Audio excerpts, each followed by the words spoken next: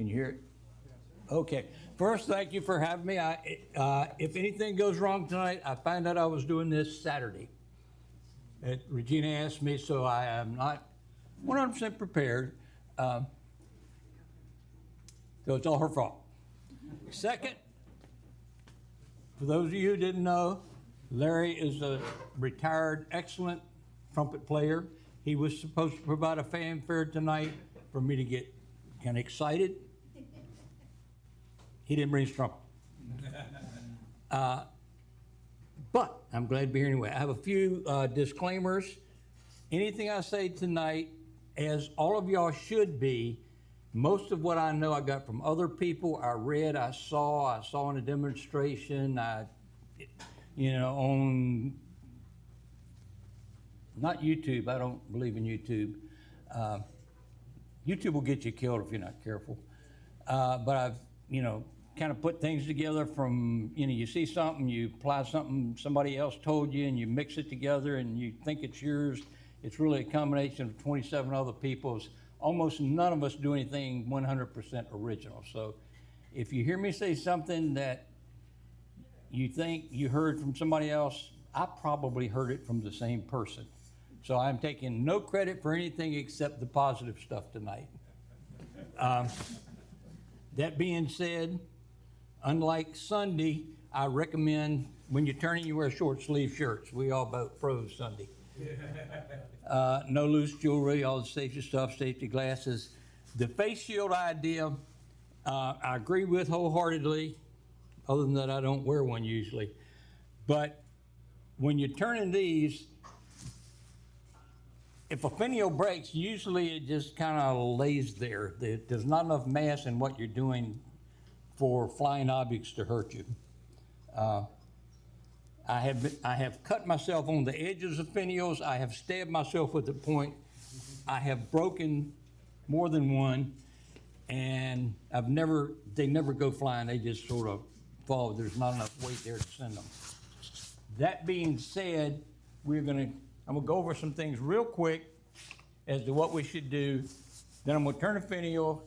I'm gonna try and narrate it as I go. If you have any questions, if it seems to be timely, ask. If you're wondering when I started doing it, wait till later to ask. But this is what I'm gonna do tonight. As I was telling some people, I screwed up and I didn't bring any wood big enough to make this, so I'm gonna be making a little one right here. When you're making a finial, you need to keep in mind your finial is the dressing for the top of a vessel, generally, or something similar. It could be a box, but whatever. It's a decorative piece. This should somewhat match what your turning is. If I were making a long, narrow finial, I may want, or long vessel, I might want something like this. Okay. If I were making a vessel that is somewhat shorter, wider, kind of a squat vessel, I may want something like this. Now, if you look, these two finials are pretty much the same design, grossly different, but the same general elements. The difference is if you put this one on a very wide vessel, it's going to look like a toothpick on top of a, oil drum. If you put this on a very narrow vessel, it's going to look, like overpowering a little skinny thing. So you need to keep size in mind. That is something that is probably best learned from experience. While I'm at it, let me pass these around. These are 27 examples of things I have made. Pay attention to your color coding. This one, in the medicine bottle, these I did not make. These were made by one of the people who I learned an awful lot from. That's why they're better than these. I made all these. So if you could pass these around, these are different combinations. You'll get an idea of some of the different elements. Here. You start, Bruce, and look at them and go 1, 2, 3, and then pass the next one. It'll keep me awake. Yeah. Bruce told me to keep him awake tonight. No. Next question, why do you really need a finial?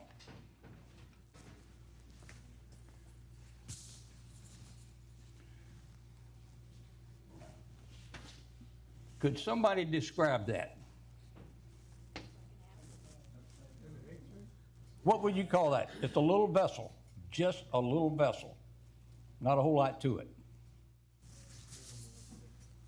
It's got a hole in the top. It is hollow, you can see it's hollow. Kind of bland looking.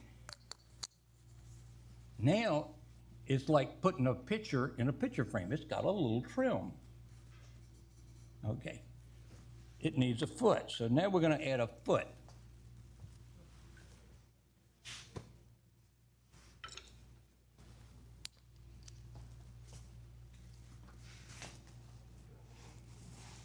Now we add a finial to it, and you've got what I hope you would consider more of a piece of art. But you go from this back down to this, there's a world of difference in people's opinion and impact and all that kind of stuff when they first see it. So that's why we do finials, to keep plain things from looking plain.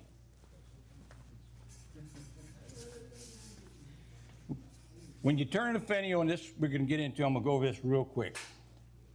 You want, this is nothing but a combination of beads and coves if you think about it.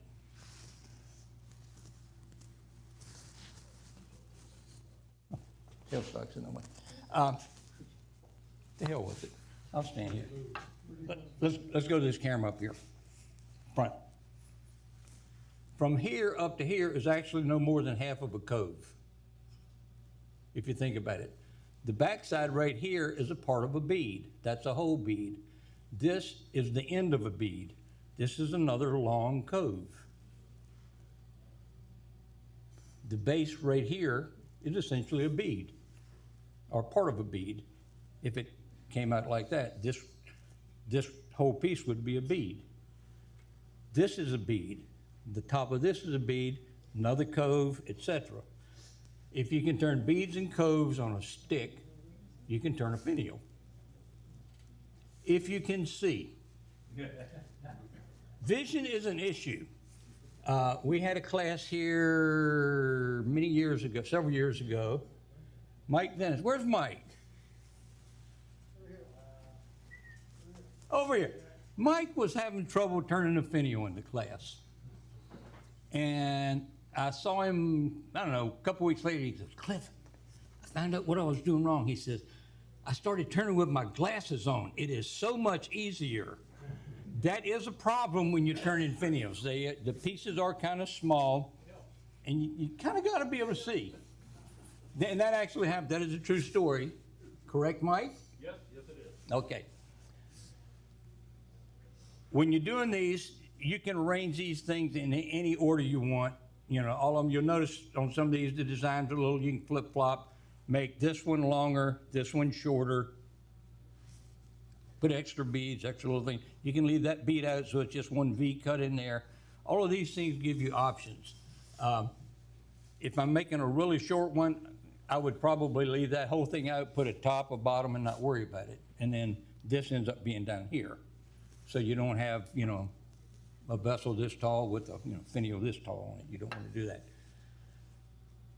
What you do want to keep in mind that's very important is all of your comparable pieces, your diameters, your radiuses, all this stuff needs to be in proportion. It needs to get, you're going to be turning it like this. You're going to start here, you're going that way. This diameter needs to be larger than this diameter, which needs to be larger than this diameter. Or smaller, excuse me. Smallest, a little larger, largest. Get it straight. If you don't do that, say this one has a smaller diameter here than this one, all of a sudden this one looks too big. And it just looks bulky, or this one looks too puny. Same thing applies to these, the diameters on these little fin pieces, flanges, whatever you want to call them. Right on down the line. Should get progressively bigger. When they're real close like these two or these two, you can stay, comparable sizes and consider it one combined element. But you don't want to go smaller as you're, moving basically towards what you're moving towards your vessel. The other proportion you want to keep very well in mind is the depth of your V-cuts. Right here, the same thing. That should be not as deep as these. These two should be comparable. That one should be the least deep, largest bottom, however you want to phrase it.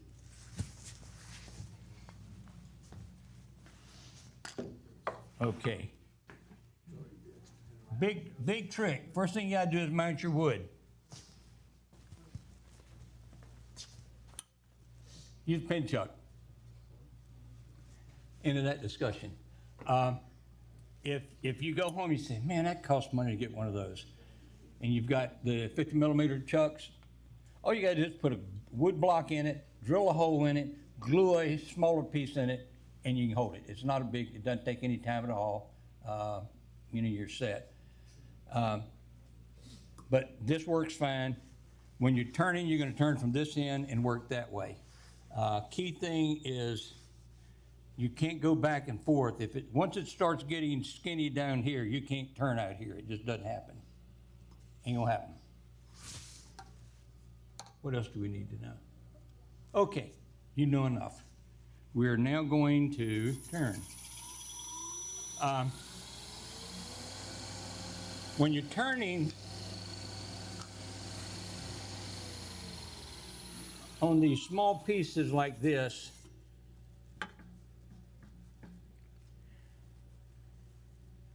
at this minute it's not a problem, but as it starts getting smaller, you're gonna find they get flexible.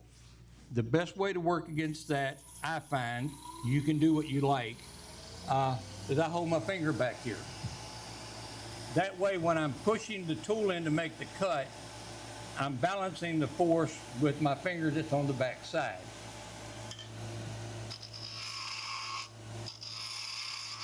And if you say, well, it hurts, maybe you need to make it round first.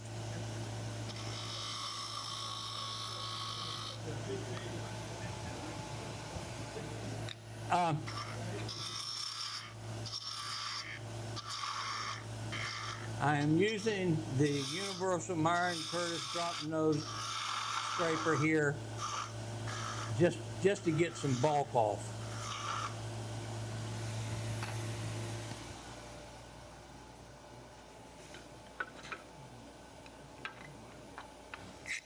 These are all spindle gouges.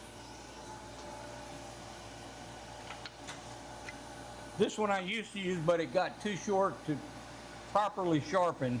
So I just sharpen it a little short, which means this angle is a little steeper. So this has become my, y'all know what an SRG is? Spindle roughing gouge. This is an FRG, the finial roughing gouge.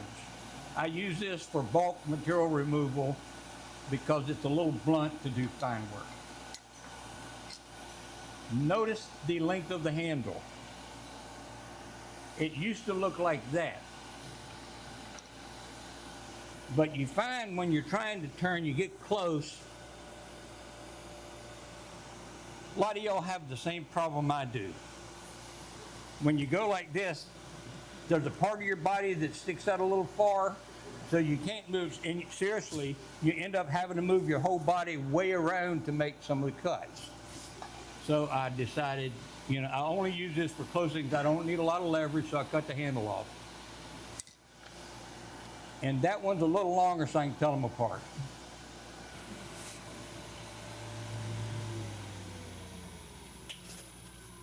Unlike at home, I did cut the lathe off before I moved the tool rest. Oh, another thing I'm doing, which is important, or a good idea, you don't have to do it if you're not. When you're home, I don't know about you, I've got, of course we all have the metallic ways. I've got a concrete floor, I've got some cardboard here, I've got a lot of wood laying around, and I can move my head 1/4 of an inch and the whole background changes. So I'm making this really detailed cut, trying to figure out what I'm doing, and all of a sudden my background changes and I can't see. It will help your visibility a ton if you get just a piece of plain cardstock and put it right there. Give me the overhead, Bob. You notice that right here, you've got a perfect white background. You can see way better than if you're moving around and you're trying to see what's going on with. Take the paper away. I'm going to take the paper away. And see, you've got 2 or 3 different color contrasts there. Let's see. Right here, you've got something. What's it? That's probably something down here, shadow. Probably something down here. You've got this metal surface here. You've got the shadow in here. It can be very distracting. I sell these visibility kits for $3. Work great. Seriously, and this is not a bad idea. I was doing this out at the festival this weekend, and it worked real nice because if the sun's giving you good enough light to turn out there, the glare is outrageous. So it helps to have something that you can see. Okay, now I'm getting, and the reason I removed all the weight or a lot of mass with the scraper is because I don't want to wear out the sharpness on my spindle gouge and have to go sharpen it 25 times while I'm doing this. So I don't really break this out until I get close to what I'm doing.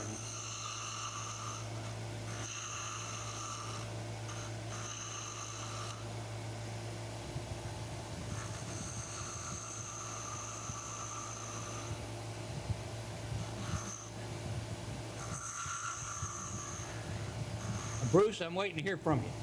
Now, wow.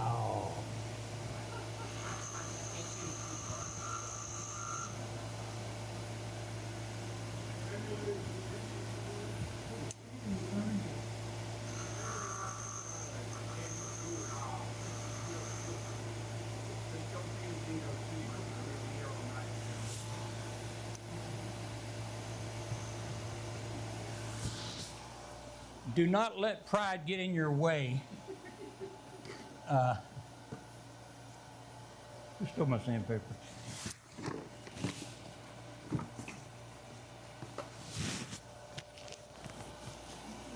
When you get close to your final dimension and you've got a little bump you can't quite get rid of,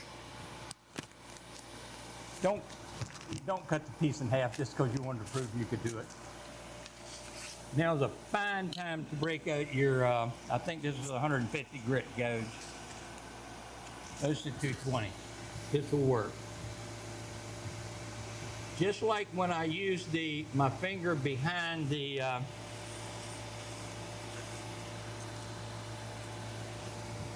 opposite my tool on this, sometimes it helps to sand against your finger. That way instead of pushing on where you're sanding, you're pinching it. So you're not pushing it away, which is gonna lead to it snapping. That was 220. I would generally go to next to 320, then to 600. And I could lie and tell you I go higher, but you can never tell the difference, so there's no need.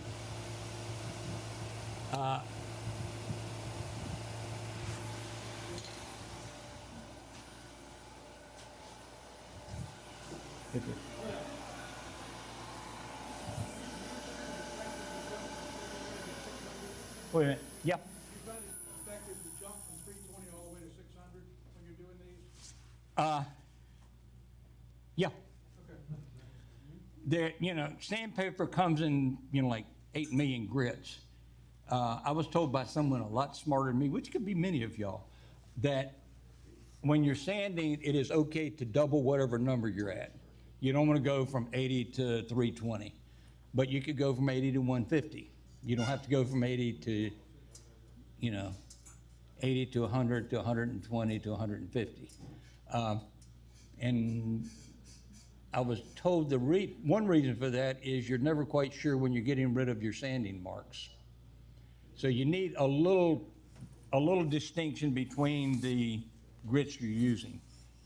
But when I'm doing this, unless I'm trying to, I prefer to go 220, 320, 600. There are times when I am not as good as I would like to be, and I start at 150. If I start lower than that, I really did a bad job turning. I've probably already screwed up the finial, so I don't, you know, generally I've either hosed it up or I don't have to go that low. You'll notice, oh wait, Bob. Okay, right here, that diameter right there is larger than I want it to be. What that allows me to do is sand all the way further than this piece. If I'm sanding this far out, I'm not going to knock this corner off. I'll show you in just a second.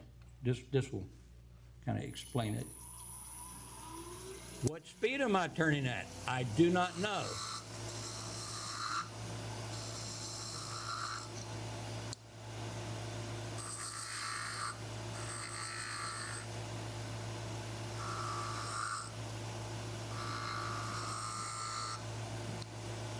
Your turning speed is pretty much, the faster you turn, the easier it is to turn these, with one exception that at some point you may create a major vibration. So if it starts vibrating, you definitely need to slow down.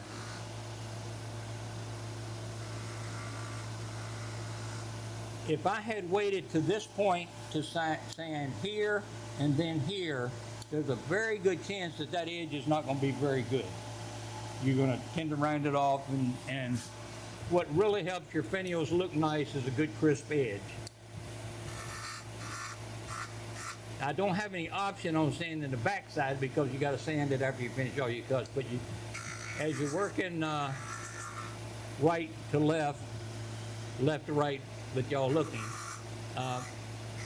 you realize, you know, you get a kind of each little element has an area you can sand beyond that you're going to eventually cut away later, if that makes sense. That allows you a little more space for sanding.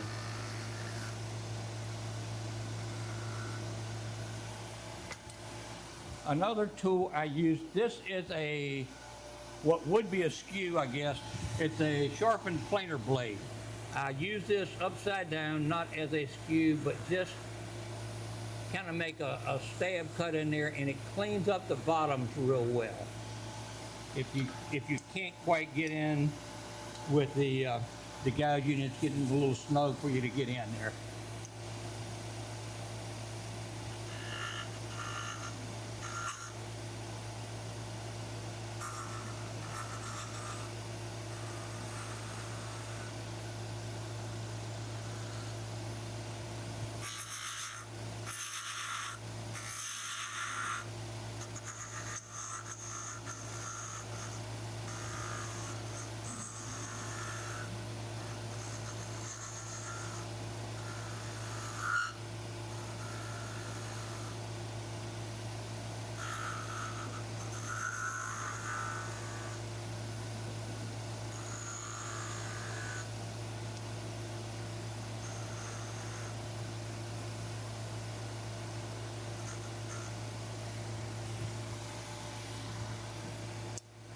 Right here, I am going to have another piece that is about that diameter.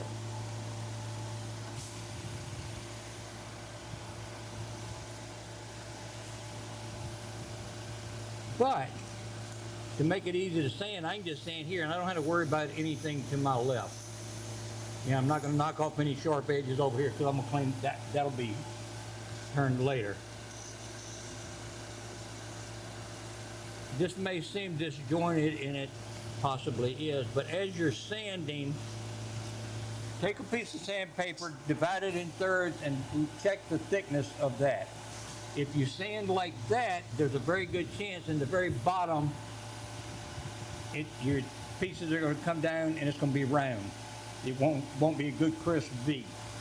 So when I'm getting into tight areas like that, I will use one edge of the sandpaper, and that way it gets in further cleaner. Okay, once again, that's 220. I would next go to 320, then 600.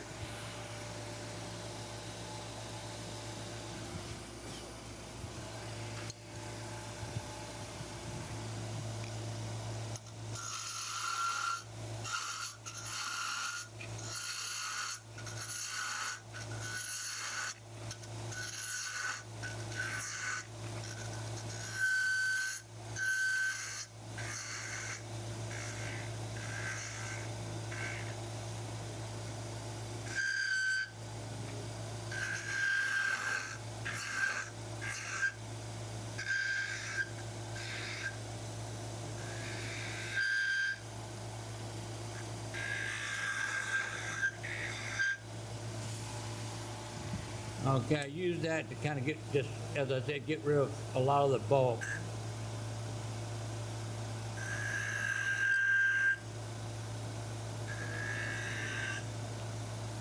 My lathe at home is a little bit lower than this, so I would be turning a little lower and I would tend to be more over top of it. I get a better view on the paper. All I have to do is move the paper. But also, this is the view you would see. Shows my bald spot a little more.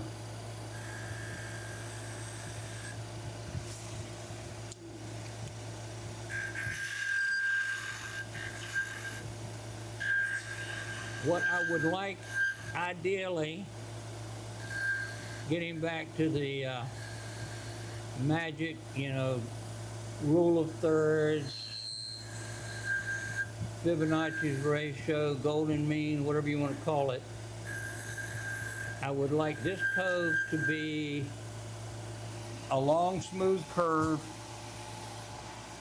I want this to be a long curve. I want the thinnest part somewhere around here, ideally.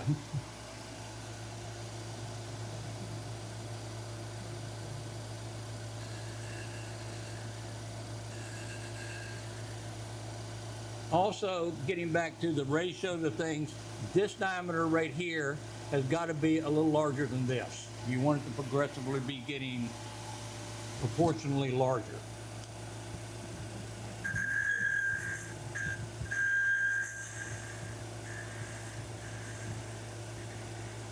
I am open to questions if anybody has them. Just keep in mind, I've got this in my ear, so you got to yell. This is, once the label comes off, it is just dark. It is either ebony or African blackwood. I have a whole jar full of one or the other. Ebony and African blackwood really make neat finials. If you look at what was passed around, I think there's some made out of other wood. I think one of them's maple. I think one of them is Paduke. You can make them out of other things. The wood, you want a wood that is straight grain. If you've got any kind of swirly, weird grain, right at these narrow diameters, it is gone. It will not stay together. There's just zero strength there. So you need straight grain, obviously straight parallel with the center line.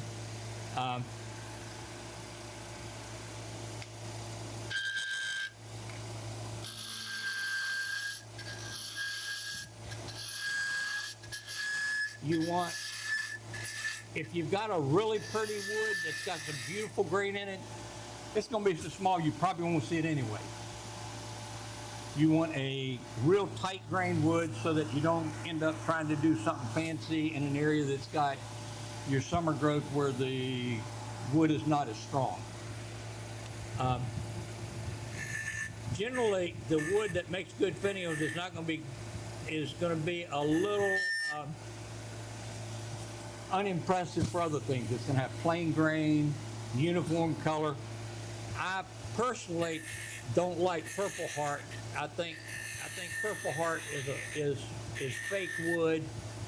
I think people think it's popular because it's purple. I really don't like the color purple, so I think it is useless unless you're doing segmented turning. But for something like this, Purple Heart's good. It's generally a fairly straight grain. It's a uniform color, and with age, it will darken. What?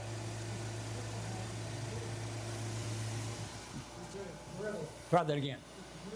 It is brittle, and that can create a problem when you're getting into these areas, the sharp edges and all. It's not the best turning wood for something small, but appearance-wise, it works good.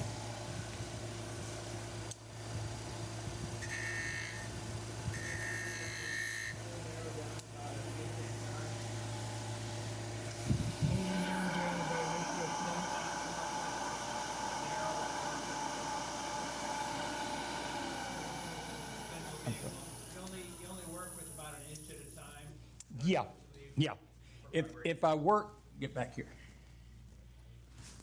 If I try and work, say all of this at one time, I've got some fairly small diameters here while I'm trying to sand out here. So I will work in, depending on the wood, your experience, what you feel comfortable with, I work in small sections. Generally I'll do, what's the best block? Okay. Generally I will do that amount, sand this, I'll do that, sand it, I will do this, sand it, this, and sand it. Yeah. Yeah. The further the further up you get, you're getting into wider, larger diameters. It's a little stronger. You can kind of stretch what you're doing so far as not worrying about breaking it. Is it just experience that tells you how far, like the cove you've got there? I mean, that looks good. It just is the experience that's telling you that's where the cove needs to be, as opposed to an inch or a half inch longer or shorter? Yeah. There's no magic number. Look, we'll take a turning break.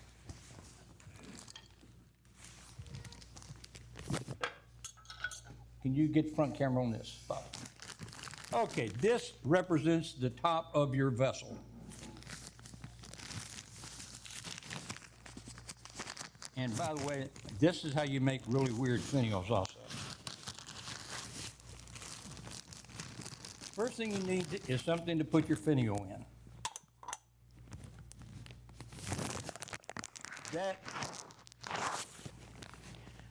This shoulder is cut to fit the hole.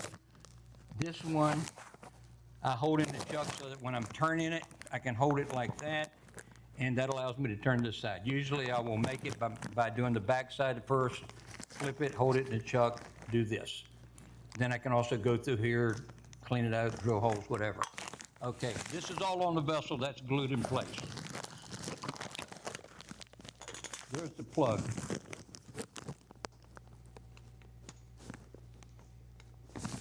That doesn't work. Let's make it longer.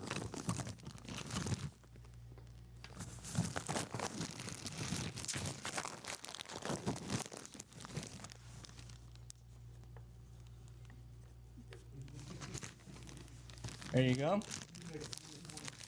Wait a minute. They're too uniform. There, you like that better? You don't like it, I'm sorry. Okay, let's, I don't like where the bead is though.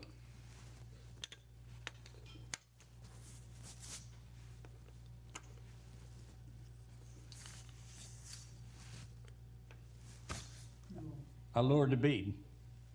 Too long? Too long on top. Have you seen my vessel? Y'all don't, this vessel's like down to here. You want it a little longer? Okay, or shorter, okay. So you can kind of play with these things. Avalina Samuel, who I learned a whole bunch from on making these things, he makes this piece as one piece. And who's got the orange pill box, whatever it was? Okay. That's full of 3 pieces that are made, this amount. The complete full finial, less the plug. And he will literally take these, and he's dead now. He's got his little case that's got 25, 30 of them in it. And he'll sit around making these all day long, and then when he makes a vessel, he goes, that's cool. I don't like that.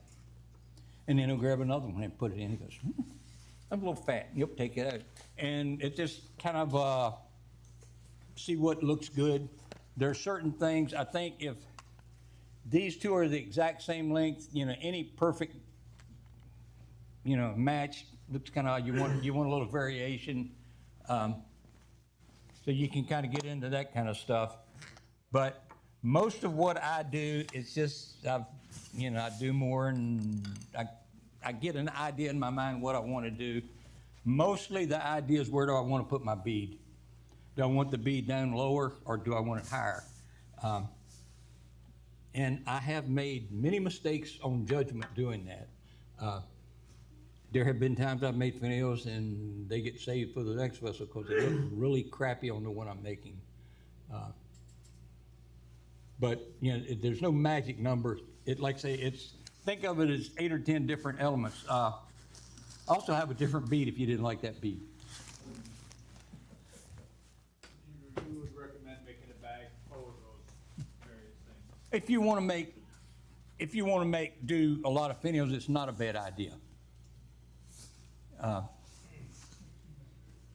Anyway, did that at least half-ass answer your question? What's the diameter of the plugs that you make in Those, I think, were 1/4 inch.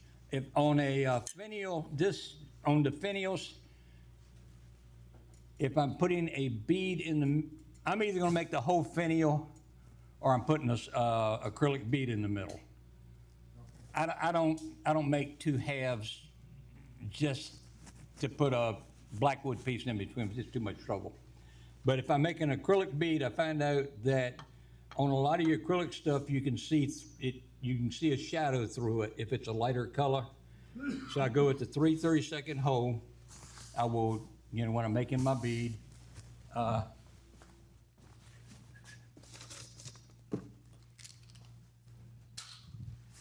those are all from scrap pin blanks, things like that. But if I'm going to put an acrylic bead in it, I use a 3/32 hole.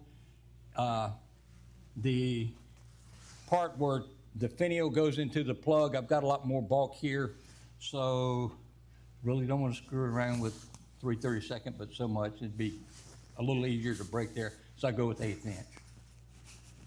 And I hand drill those. Well, I drill the bead when it's on the lathe, and I drill the plug when I'm making it. Any other questions while I'm stopped? For those of you who are falling asleep, this end usually because everything is most compact in this area, that usually takes the most time.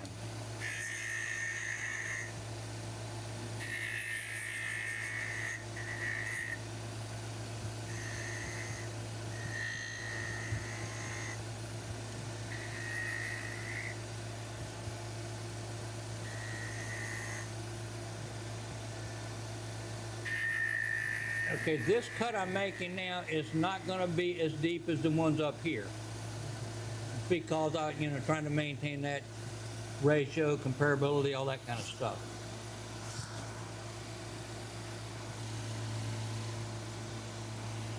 Stop real quick one time. This is where you get in trouble when you're sanding, and this is something you have to get used to or be aware of. I will sand that way, this way, but it is so easy to forget, and you're trying to sand in this area and you're dragging your sandpaper back on this without even paying attention. And all of a sudden, this is round, and it's like, it just totally hoses it up. So you do a lot of sideways sanding at this area, then I'll work it in that way. Get back, be sure my head's out of the way. Then over here, I will do the same thing. Now, I can use my doubled up sandpaper now because I'm not going down in a V.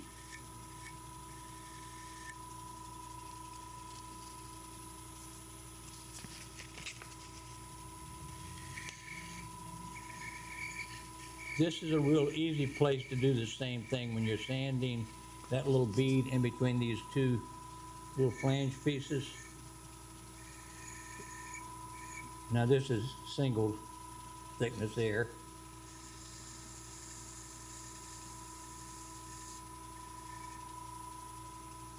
If I'm not careful sanding the bead, I'll slow it down so it's nothing. If I forget I'm sanding like that and I start sanding like that, that edge goes away. Every now and then you get really good and you make these edges perfectly sharp. I mean, you can run your finger across them and they, feel like razor blades. If you got the right wood. The sharper they are, the easier they are to chip. There's a way to fix that. Without sanding them away, that was it. You hit it. All you want to do is knock that little knife edge off because that's going to chip anyway and look rotten. Okay, so we will get back to doing some turning.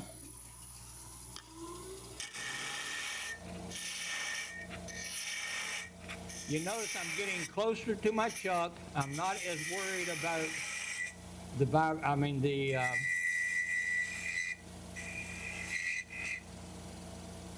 strength of the piece, that kind of stuff. So when you're in a thicker area like this, you don't need to worry about balancing it out as much.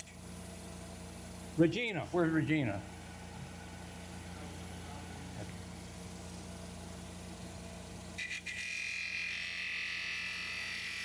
I have a handout which I didn't get printed up because Regina put a lot of pressure on me to do it quick.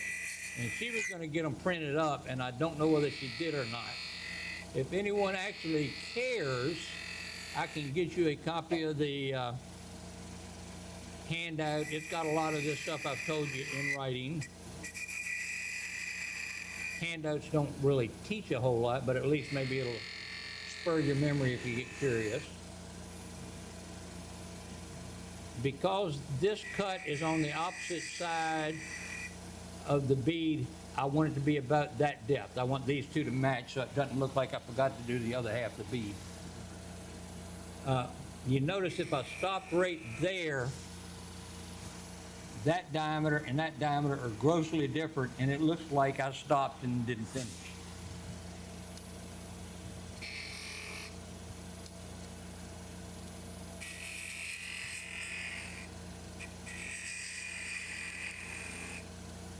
Any exciting questions, comments? Good.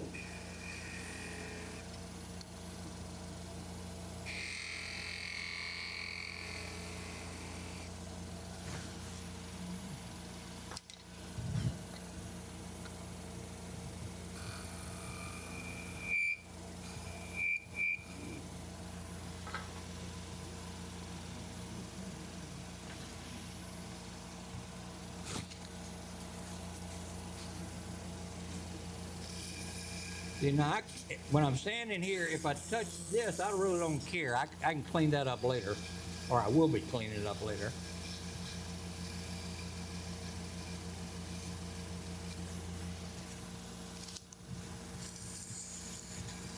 Coming this way, I want to be more careful because I do not want to touch that.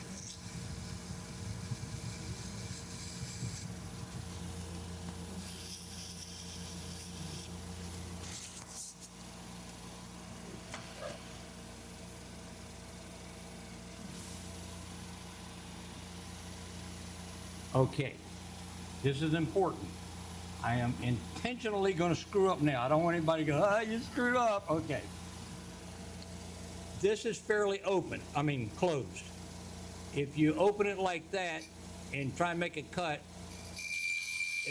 there's a tendency for it to grab and cut in. Just like a skew will, this will run on you. All the wood sees is this very tip, and the angle of that is gonna tend to make it go one way or the other.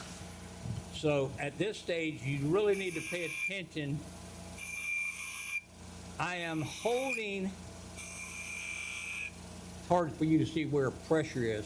I'm intentionally holding the tool with my right hand pushing the tool against my left thumb. The idea being, I want to make that cut without it kicking back and screwing up the surface I just sanded.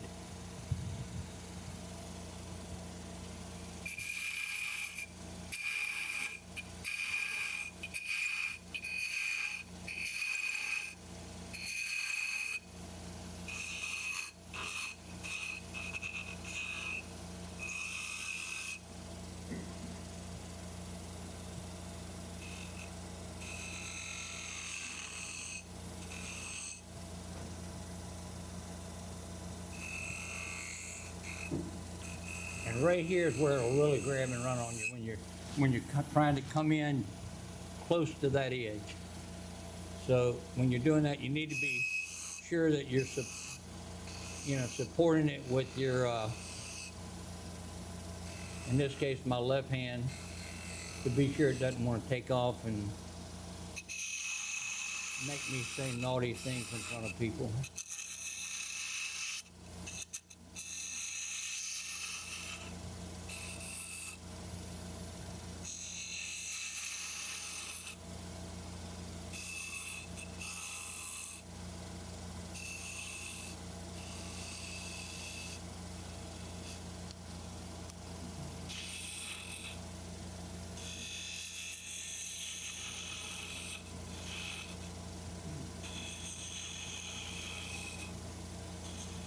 Once again, this diameter I'm working to right now,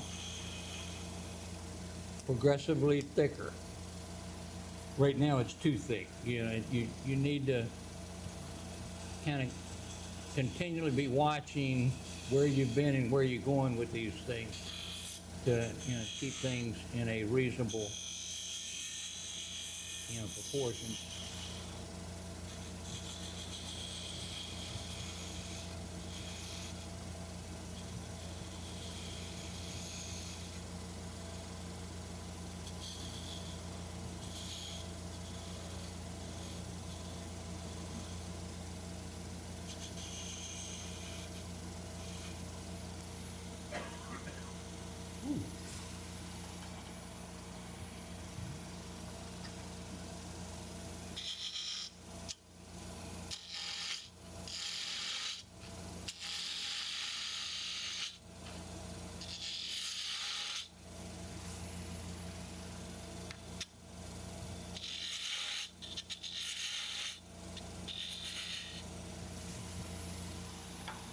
Okay. Now, if I were making this finial, I'm right here. That point is right here. Do it this way. Right here. If I were going to make a separate plug, do the long skinny tenon, drill the hole, put it in, all that stuff, I would take this curve down to 1/8 of an inch, make this tenon, I don't know, 3/4 to an inch long, whack it off.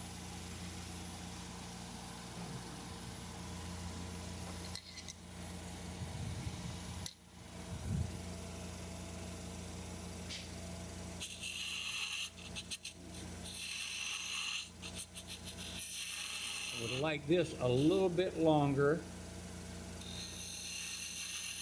to have a little contrast with this piece. Essentially what I'm doing is raising the bead on the finial.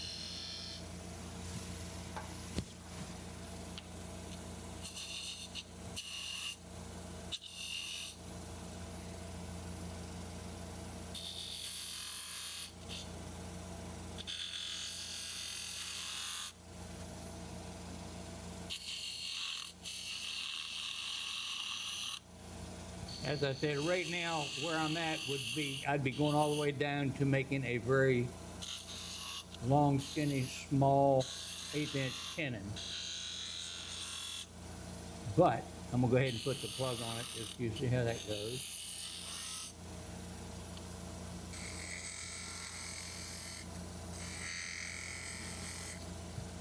And somebody asked me if I will be using this tool.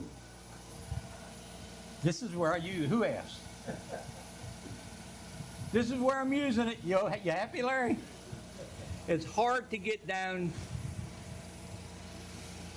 at the right angle at this particular point.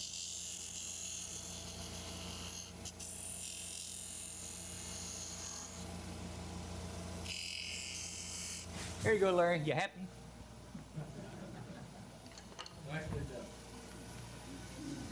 Well, comes with age, and I got plenty of that.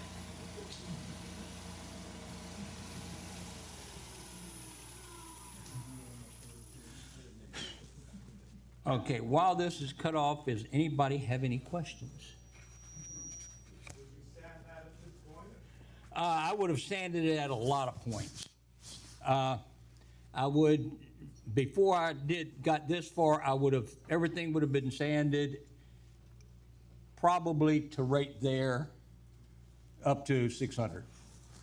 Probably to there, and then I would have done from there to here, and then this amount. That's if I really cared. Y'all probably don't want to see me sand. I mean, sanding isn't that exciting, so that's why I'm not doing it. Yes, ma'am? All right, handouts are in progress. Are you ready to take a break? I can, or I can finish in about 5 minutes if you want, and we can come back and do questions. We'll take a break. Thank you. I am preparing to screw it up, so y'all can look away for just a minute.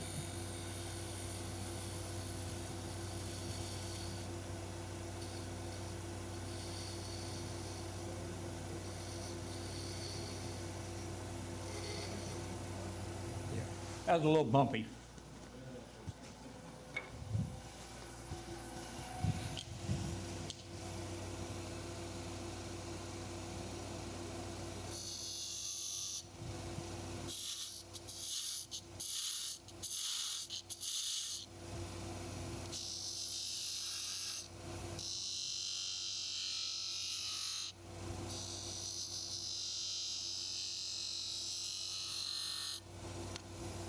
The basic, all that junk about, using your body to cut and, hold your hand steady and, shift back and forth when you're making cuts. All that stuff applies here, except instead of making bedposts where if you're doing a cove, you're going 3 or 4 inches, you're only going maybe ½ an inch. So your body, if you're going to do that, your body movements need to be exaggerated significantly compared to how much your tool's moving, because you're not moving that far to get from this point around to this point.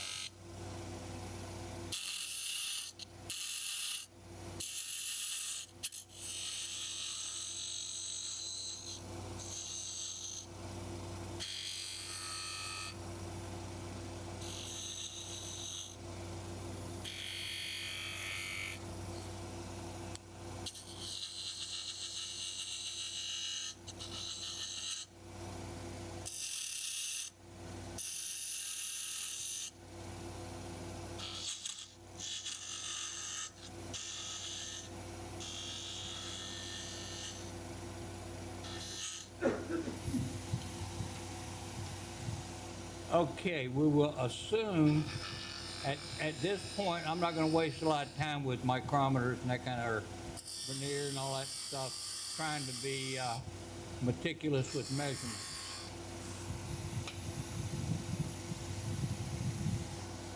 That is going to be the largest diameter on the plug. I will measure to be sure that's a few thousandths larger than this. Make it, clean it up nice. Ideally, if a vessel is sitting upright, this plug does not have to be that long to stay in place. You know, it's got to do with gravity and stuff like that. However, people tend to really forget that it comes out, so there's a tendency for people to pick things up, and that can lead to bad things. Like, you pick the vessel up, you go, oh, that is so cute. I wonder what the bottom looks like. And there goes the finial. So the way you fix that is you make the finial fit better. And then you find out that because the weather changes and wood shrinks and moves, the next time you go to take it out, it won't come out. So then you're stuck with a finial that you worked all this effort time to make fit perfect, that is stuck in the bottom, and you're in trouble. So what I have found is a pretty decent solution for that is to, you simply make the plug longer, so when somebody turns the thing sideways, instead of it toppling out,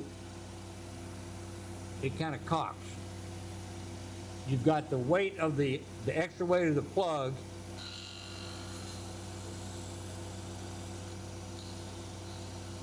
plus the length that holds it in place. Ta-da!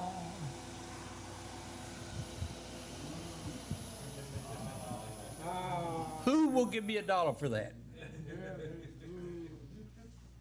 $1? Okay, I got $1 here. Who wants to give me $2? Nope, you're not gonna get me. Would you like this? No. Would anyone like this? I don't care. Give it to one of the younger guys. Are you? There are no younger guys To a guy here. who's not turning yet. That's pretty much it. Like I said, I will make the,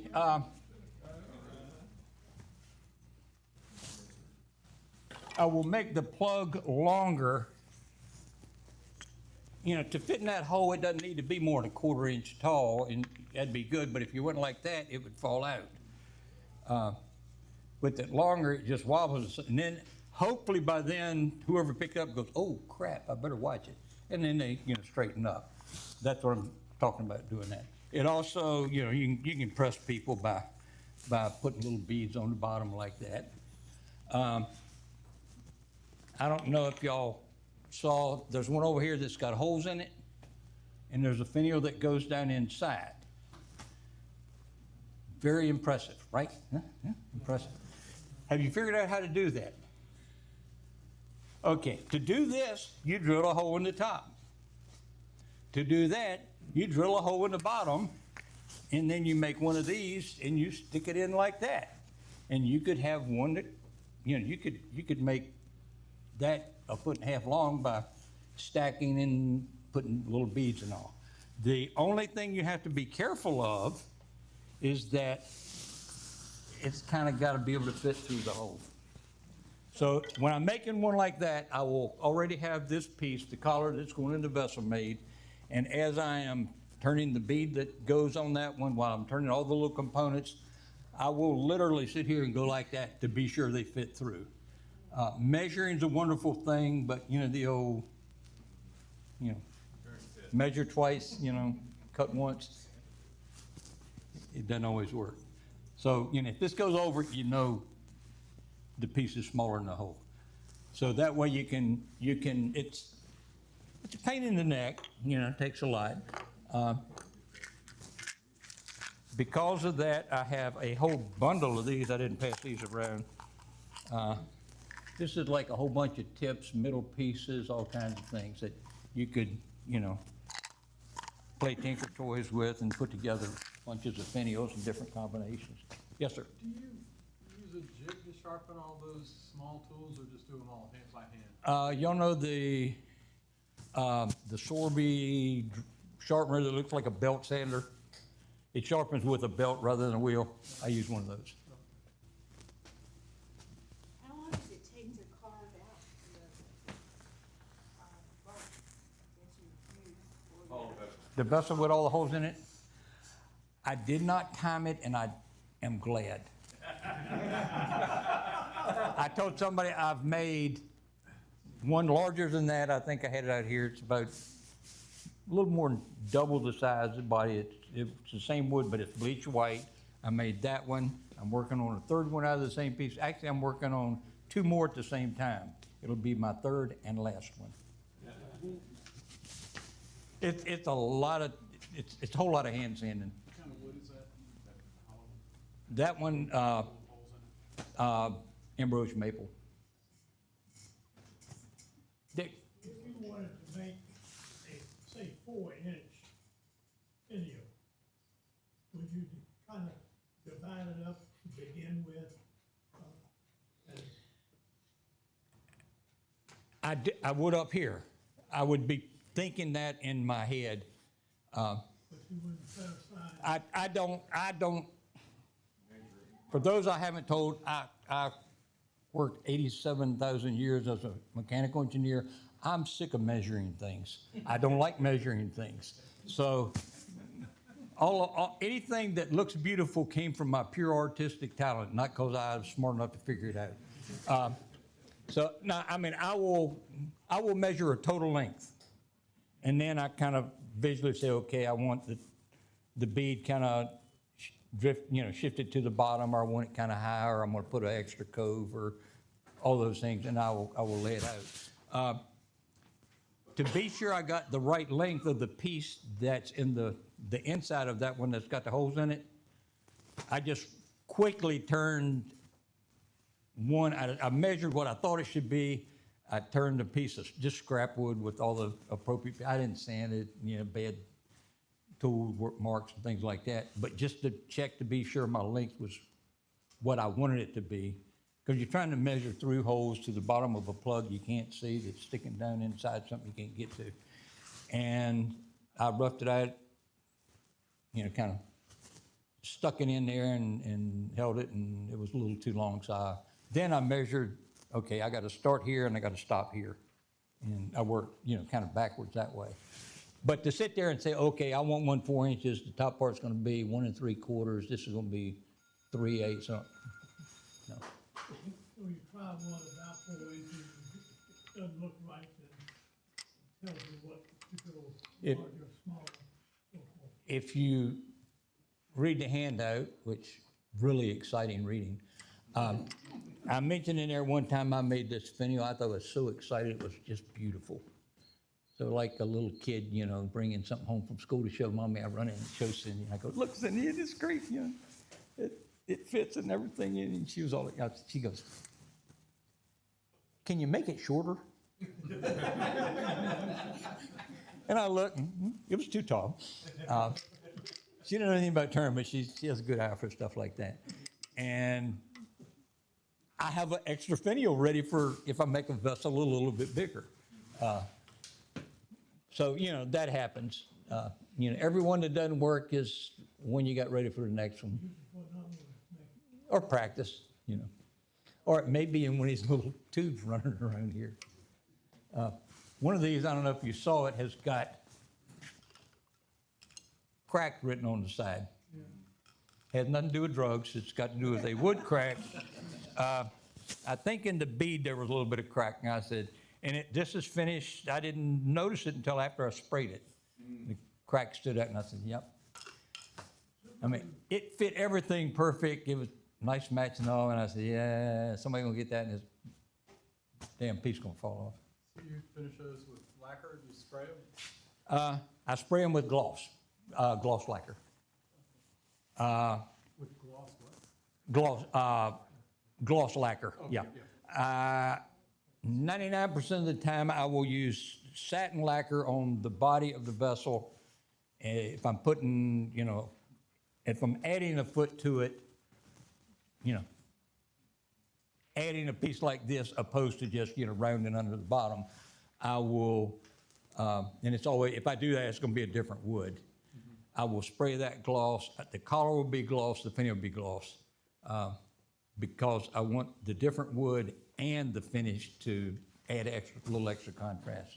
I don't want you to step on. Any other questions? Yes, sir. You ever find you need to use a steady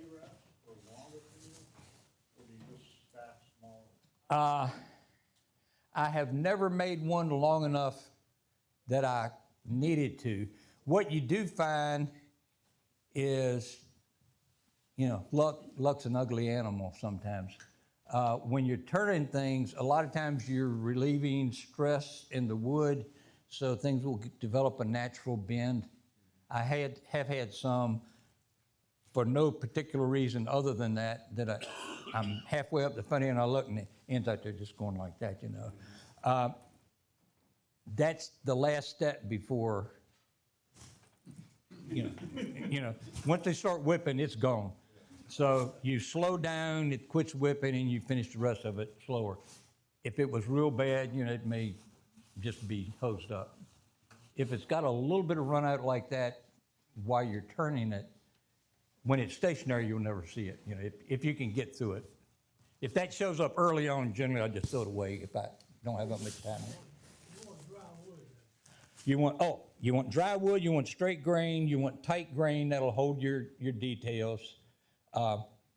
You can work around that some with other wood. I have made a finial out of zebra wood, which is not a good wood to do it, but I used it because I wanted to match some spalting in a piece of oak. I had a piece of oak that the sap, it was about that big around, the sapwood was spalted, the heart of the piece was nice clean, so you had like a spalted band around it, so I figured, that might look nice, so I made a finial. I totally changed the whole design so there wouldn't be a lot of sharp details on it. Put a little ball on top instead of a point, things like that. So you can use other woods, but you're gonna have to modify your designs maybe a little bit. The wood, if it's not a crooked grain. Well, I mean, if it's good and straight, it would be good. I know it's real dense and tight. Blackwood and ebony are real good. Any fruit wood ought to work well. You kind of get just the same thing as dense. I don't care what you call it, whether it's fruit wood, ebony, or whatever. I like ebony and blackwood because black doesn't contrast with any other wood's grain. And I really don't want to get into making it out of maple and dyeing it black and all that kind of stuff, but too much trouble on a little piece. So you don't recommend number 2 pine? No, Not unless you want to make a big one. It would work on a big one. unless it's been stabilized. Yeah. Any other questions? Detailed spindle gouge, which brand do you prefer? Wood guard original. Okay. These are, all three of these are the same company. This is 3/8, these are 1/4 inch. These are, you like to spend money for tools? $11.95, $97, something like that at Penn State. They work, they're cheap. Were they 4 inch? This one is, what's his name, Thompson? Yeah. The flute is significantly different such that, can you give me a zoom, Bob? I don't know how well you can see it.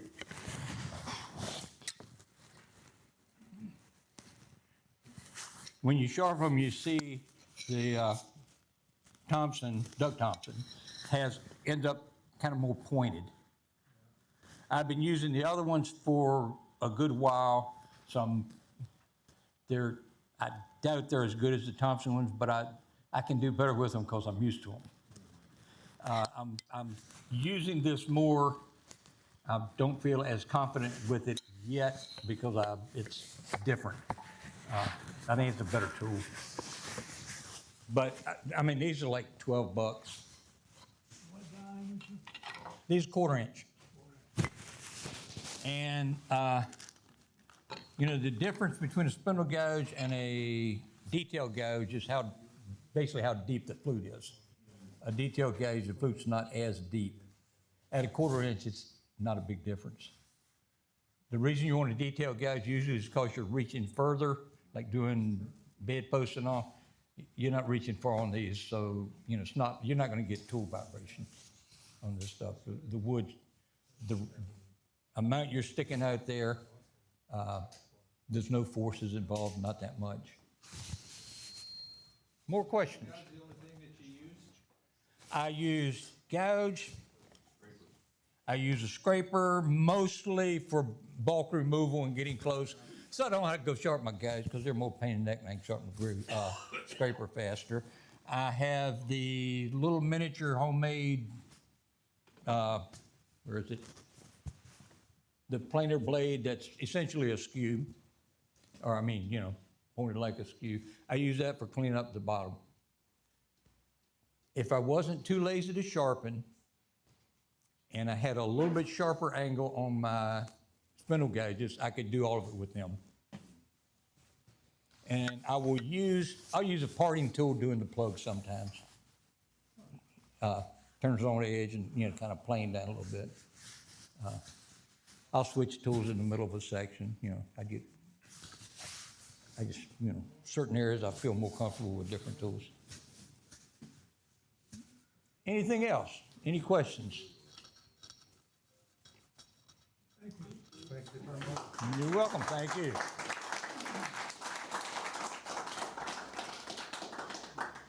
I would like to give Cliff Card a great big thank you. He filled in for a demonstrator who had an emergency that, he will be coming in July. But thank you so much for late notice, jumping on it and, doing a great job. So thank you so much for doing that. Oh, I have one thing. I am supposed to do this at the Virginia State Symposium this fall, this demonstration.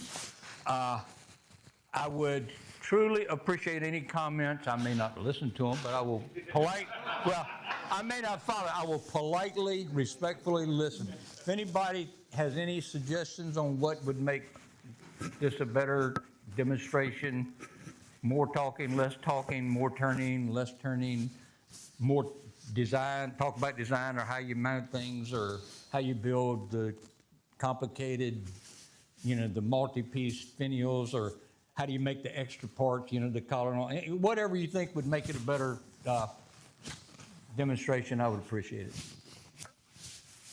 Thank you very much.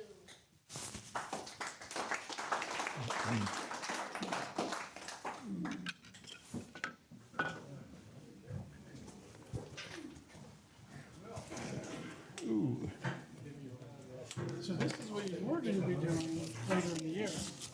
We're never supposed to play the fanfare. Actually, I'm still scheduled for July or August to make small vessels like the little ones over there that the finials are stuck in. Okay. But you can still practice. Well, July won't be here, but August will be here. Pre-August will be here. Okay, I'll be available. Okay. So this is this is the only feedback that I would give is I personally like this. So this is where you drop it down. You leave this, you strip that out. This fits the hole. Oh, this doesn't fit the hole. This fits the hole. That fits the hole. That fits the hole. What and this that fits does- the finial. Okay. No. The- This the- fits, okay. This fits the finial, the ID.